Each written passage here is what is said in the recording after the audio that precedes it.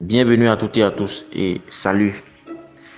Une fois encore à la une de l'actualité togolaise, un signe révélateur et traumatisant qui restera la marque de fabrique du régime des Gnassingbé qui est la violence et la barbarie sur la terre de nos aïeux.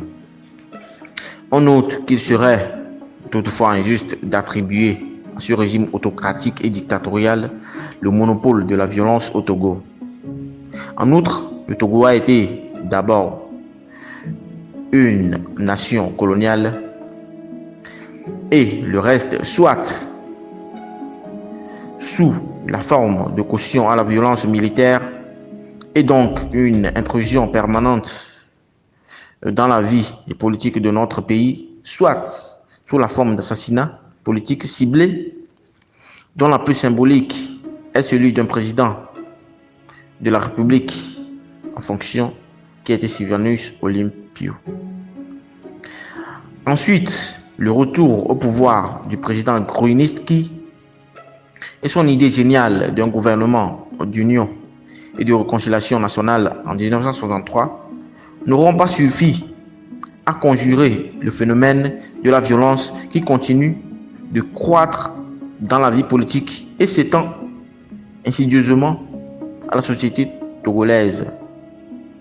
Dans ce contexte, la guerre ou une certaine guéguerre va se poursuivre entre ces acteurs politiques sudistes regroupés autour de Gnassingbé, père désormais à la tête de l'armée et du pays, mais désespérés de ne pouvoir compter sur ces hommes du Sud dont ils s'étaient entourés pour faire décoller le pays.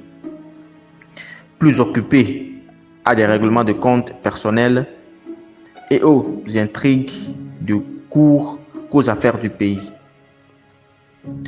Dans cette perspective, l'idée d'une nation kabyé prêtée au vice-président d'alors, Antoine Méati, émerge entre-temps et sera récupérée par le régime et ses vassaux activistes après la chute de Gruniski en 1977. On note que ce sera aussi le début de la tribalisation du Togo. Aux grandes dames de ses initiateurs, le peuple, dans ses profondeurs et avec une volonté aussi constante qu'inébranlable, ne cesse de s'opposer à cette évolution dont témoigne encore son choix indiscutable du 22 février 2020, montrant ainsi la seule issue, c'est-à-dire le respect de la volonté populaire souveraine et le rejet des solutions imposées de l'extérieur. Merci à toutes et à tous et restez scotchés sur notre chaîne pour plus d'infos.